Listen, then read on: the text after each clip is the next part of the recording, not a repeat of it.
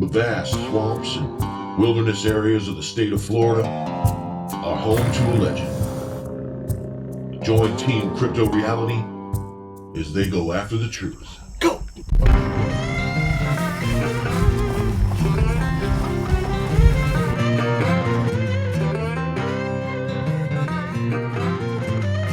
For the first time in Bigfoot research history, you're going to see what it takes to be a real Bigfoot researcher. Real story from behind the scenes.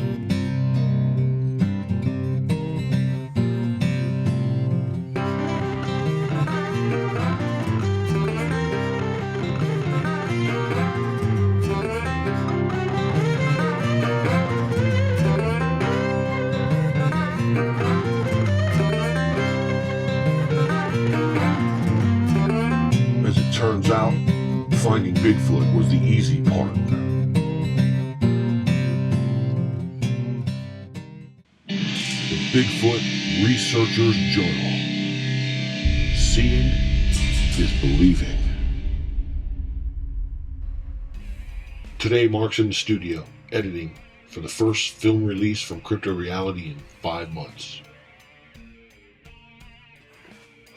So today we're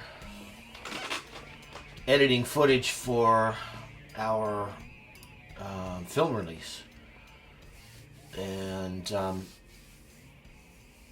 I think a lot of people don't understand, man, how much work goes into actually doing this, man.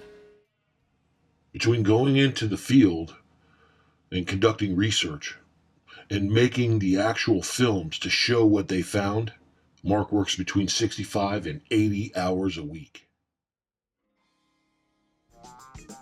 Hello?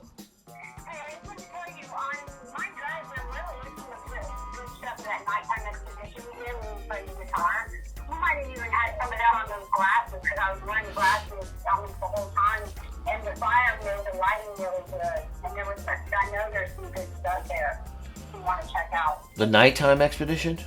Yeah, remember when we played music to Bigfoot? It's the first time Mark's ever had a partner in his research in 16 years, and it's taken some serious getting used to. What? I want to be a musician and sing. That was part of my renting my house. I'm just telling you. I know, babe, but here's the thing. We got to get this. Okay, honey. All right. I just got to put that in there because that's the truth. That's part of the truth. I understand that, but we're, back on the subject of like shooting the show and staying focused on like what needs to get done so that we can actually. Authentic self, and it's got many faces, my love. I understand that, sweetheart. I understand that. Okay, baby. I'll talk to you later. Okay, bye-bye. Okay. When Mark met Melanie, she was on a journey of self-discovery. She's an artist and aspiring musician. She put all that on hold to team up with Mark on his Bigfoot project when on their first hike together in the area of Mark's first encounter, she found this enormous track. Like Mark, she's all go and no quit. When she's in the lead, she doesn't like to be slowed down. With a master's degree to her credit and a full-time professional career, she can only go into the field with Mark on her days off. And those days start really early.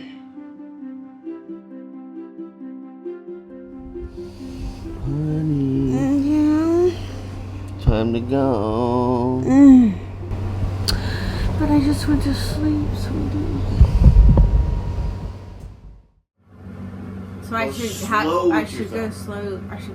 How should I go with my thumb? Slow with your thumb. Thank you. I want us to have fun today. And obviously, we're going into a place where we already know what can happen, so. I think you think I'm grouchy. I understand I need to go slow with the thumb. Slow. And what are you gonna do? Why are you doing that? Because I need to get it right. To pad. Padding the footage, that's right? Yeah, because we might. So you're not just gonna hit the the stop on the record button. You're not just going to hit it like instantaneously. Mark knows the It's like difference saying, between getting "Okay, that I'm done," crucial and then piece you of hit the footage stop button. No. and blowing the entire expedition could be a tenth of a second. So the team's motto is always be filming. Cut. No. If it wasn't for my sighting and what happened in 2013, none of this would be going on right now. By the time Mark had his first encounter, he'd been researching the species for over a decade. He was only in the area that day because he was fishing with his friend. After fishing for a couple of hours, the two decided to hike down this trail. What happened next changed Mark's life forever. On an incline dropping, and he landed perfectly on the side of the trail. Covered this whole trail. We've already measured it. It's 20 feet. He had to jump from out there. And I believe, because there was hunters over here, that he was watching the hog hunters. Because what triggered me when I was back there to look up this way was shotguns were going off. Shotguns were going off. So I look up and I see this 8-foot silver-haired wild man jumping. He had a human head of hair. He lands and he pulled the palm frond down. One of these was longer because it was summer, but and he like looked out. Kind of looked out. And at that point, I started tripping.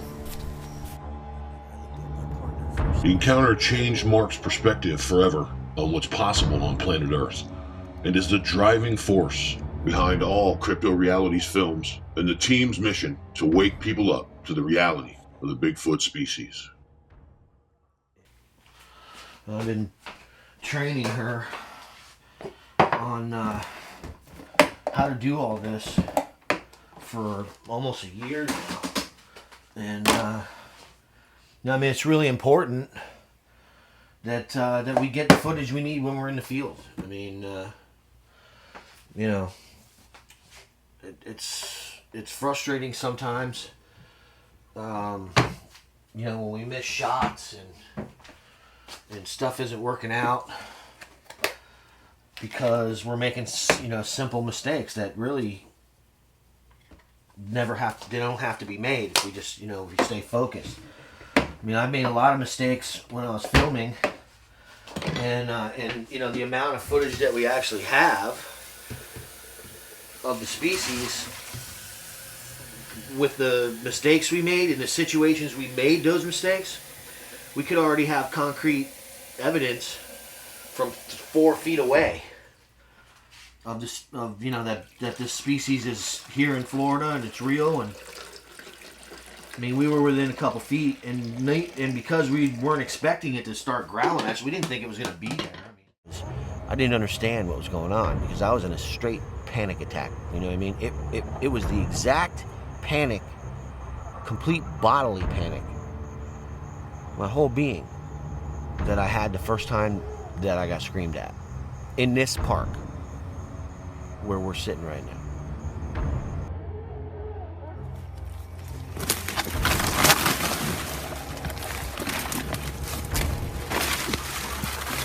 Gee.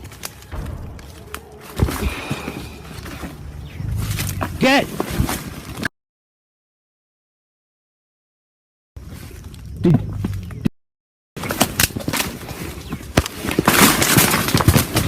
Melanie didn't respond until I pushed her. Get! Get!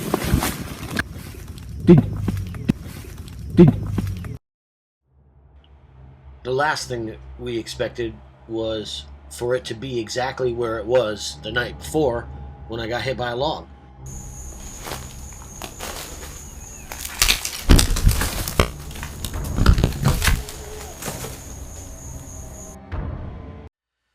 You know, I work with her a lot on, you know, operating the equipment, and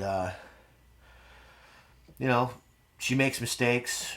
You know, I make a lot of mistakes too with the equipment. It's been a learning curve. That's the bottom line. I mean, I've been a researcher for a really long time, but there's an aspect of this that is really difficult, and it's operating the equipment while you conduct the research. We don't have you know, an extra cameraman to come along with us, so we're doing everything. And you know, you got to pay attention to what's going on around you the whole time and try to be safe. We got snakes and alligators in these areas, and on top of that, you're trying to operate the equipment and get film that's watchable. And you know, mistakes happen. That's the bottom line. She has a tendency to be really hard on herself and overly hard on herself. And you know, part of that's my fault, man, because I put a lot of pressure on her. You know, because the project's important to both of us. And you know, I mean, you know, we want it to succeed. And you know, I mean, I put a lot of pressure on myself anyway. I'm just like, I just won't quit.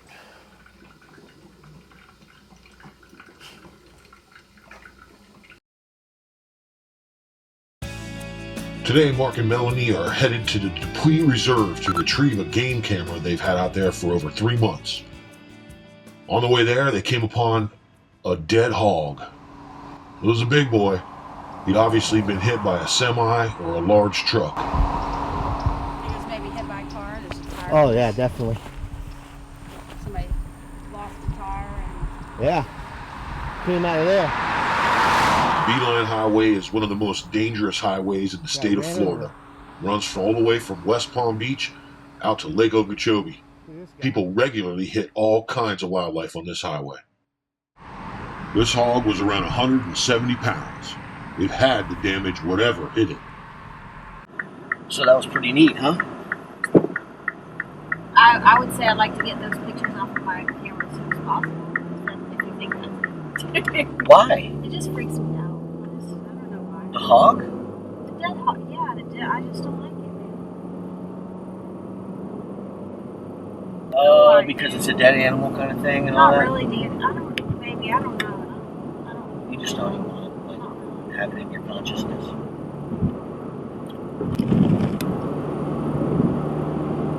Okay. I thought it was pretty cool. Yeah. You think the game camera's still going to be here? I hope so. It took a lot for me to like leave it. I know. The Dupuis Reserve is nestled in between Lake Okeechobee and millions of acres of sugarcane. The land surrounding Lake Okeechobee is some of the most fertile soil in the entire country. Big Sugar moved in the 20s and has been expanding its property and power here in South Florida for over 100 years. This is Big Sugar. That's right. We're just east of Lake Okeechobee, baby. So we're coming up on Dupuis now. You can see there's some trees and some woods. That's all Dupuis. As soon as we get around this corner, we're going to be in, that's the edge of Dupuis Reserve. So all of the sugarcane butts up to the side of it. And it's open. Oh my God, it's open. To Mark and Melanie's surprise, the park's actually open. The last 3 times they were here, it was closed to the public because there were hunts going on inside the preserve.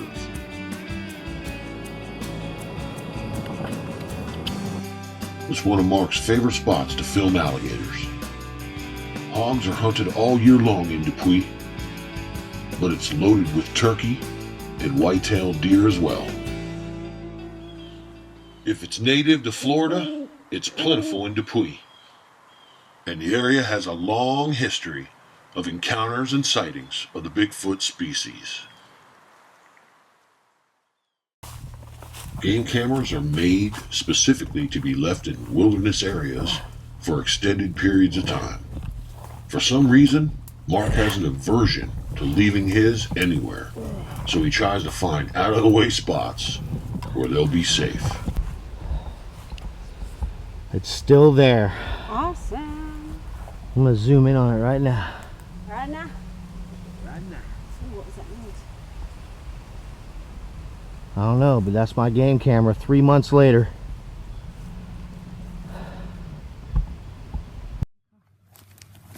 Three months in the waiting. It's a miracle for Mark. It was forced. It didn't happen naturally. Wow. Mark's game camera. Look at that smile. Still here after 3 months, man. We're about, what, 30 miles in the middle of nowhere, so. Yeah. A lot of hunters out here, though. Yeah. That's a pretty cool looking tree base right there. This is the area where, this is the exact area where the hunter said that he heard that big grunt. Couldn't have been nothing but a Sasquatch. And this is where we recorded the audio of that big male while we were filming alligators about 4 months ago. So maybe we got something on there, huh? So, you never know. We'll see here in a minute. 3 months. Do you want to kiss it? I want to take a picture. Mark's favorite game camera safe at last. The two head back east to one of their favorite research areas to spend the rest of the afternoon. Ask me about my trip to Wes's house. How was that trip to Wes's house, honey? It was cool. It was cool. Did you like hanging out with Wes? I did, actually. Made me a little bit jealous, you know. We had a little buddy and all. Was it fun having a little buddy? Yes, it was, actually. I love spending time with you, honey. I love spending time with you too. I just wish you would go dancing with me or something. Yeah, not real big on the dancing thing, babe. Yeah, but you know, once in a while. Honey, come on, man.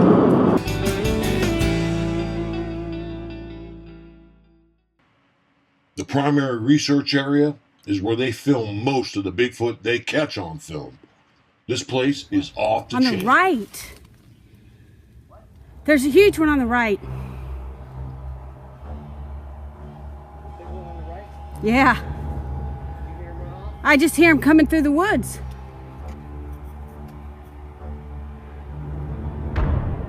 Making big movements.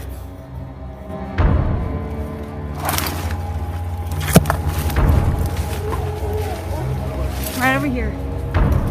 Yeah.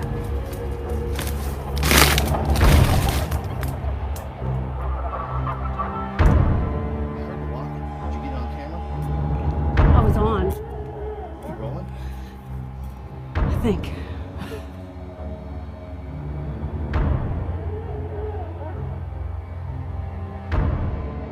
When you're in the deep brush like this, and you hear something giant walking on two legs towards you, it can get nerve-wracking. As it turns out, Melanie accidentally stopped recording and missed the shot. When she realized she did it, she started recording again, but it was too late. You know, hearing that movement and knowing that that's the den, that, you know, to me is just, listen, we caught him on film right there. I mean, literally, right where you heard the walking off is right where we caught the one that peeks around the bush. He goes, and when he sees me coming. Right. And the other ones that were in the bush just before I got there, all that stuff. You know, hey man, today was just more confirmation that, you know, we're on to that spot. And we're going to have to keep doing it. But my thing is, you know, I don't want to scare them off. No. Yeah. You know, I don't want to scare them off. I don't want to scare them off, and that we definitely. I mean, I felt like it's a very successful day because I experienced it. I failed because I didn't have record at the proper time as usual. But I really had a morning experience of them being right there and being present. That's just freaking cool, man. It's cool. For one reason or another, that place is important to them. Yep. I think it's the den. I think it's the den, too. I think that's where they leave the young when they go hunt. I think you're right. Although today Melanie missed her chance to record the audio of the Bigfoot walking off, to her credit, she's responsible for some of the best images the team has to date. Now, this particular piece of footage is proof positive that you can be within a few yards of something in the heavy brush and not even know it. Melanie could feel and sense that something was there. She just couldn't see it. Turns out, it was right next to her. And they were watching her from across the canal as well. When Mark reviewed the footage, the two were astounded at what they found.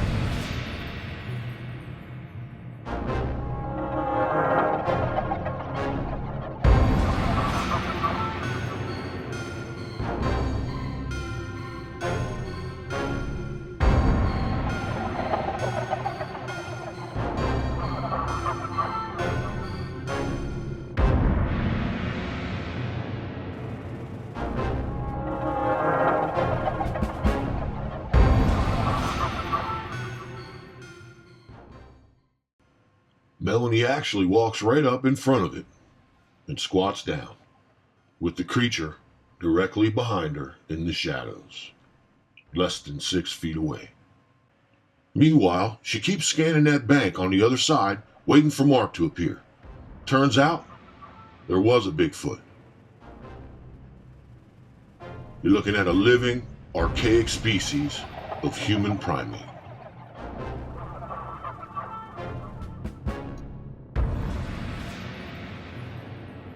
Let's take another look. We continued to watch Melanie until Mark entered the area on the other side and approached its position, at which point they took off into the deep bushes and left the area.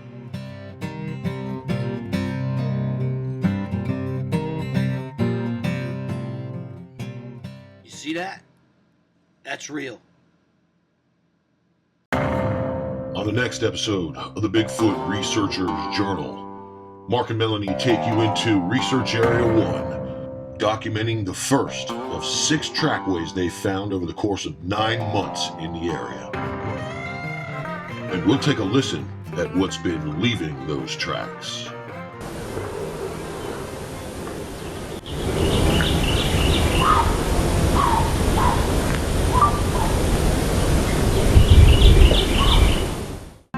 On the next episode of the Bigfoot Researchers Journal.